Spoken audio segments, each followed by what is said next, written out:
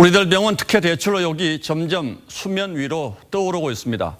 개인 회생을 신청할 정도로 재정난에 시달리던 우리들 병원의 이상호 원장이 지난 2012년 금융권으로부터 이 1,400억 원대의 거액 대출을 받습니다. 그런데 무슨 영문인지 3년 전 받은 다른 은행의 대출 연대 보증인에서 이 원장의 이름이 빠졌다는 것이 의혹의 핵심입니다.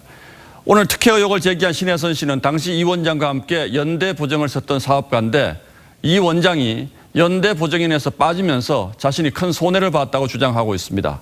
신 씨는 또 대출을 받기 어려운 상황이었던 이 원장이 거액 대출을 받은 배경에 현 정권의 핵심 인사들이 개입했다는 의혹도 제기했습니다.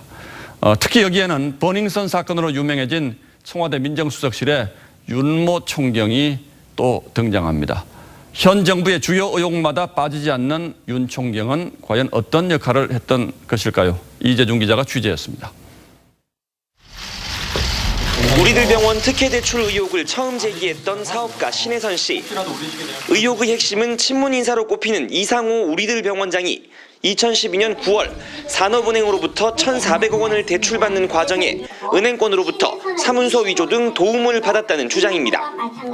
천주교계 인사이기도 한 신 씨는 이 원장의 전처와 레스토랑 사업 등을 함께하며 여권 인사로부터 윤 총경을 소개받은 것으로 알려집니다. 윤 총경은 2017년 8월 신 씨의 서울 청담동 레스토랑 빌딩이 경매에 넘어가자 불안해하는 신 씨와 전화통화를 했던 것으로 전해집니다. 당시 청와대 민정수석실에서 행정관으로 근무했던 윤 총경은 홀딩하라고 해놨다며 걱정하지 않아도 된다고 말한 것으로 알려집니다. 윤 총경이 당시 신 씨와 친분이 있던 여권 인사 입장을 대신 전달하며 메신저 역할을 했다는 의혹도 불거졌습니다. 양전철이라든가 이분한테 굉장히 궁금하게 생각합니다. 왜 그분들이 우물쭈물하고 잘 모르겠다는 좀 이렇게 피하는지.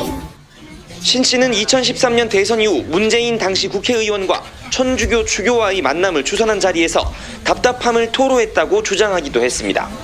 TV조선 이재중입니다.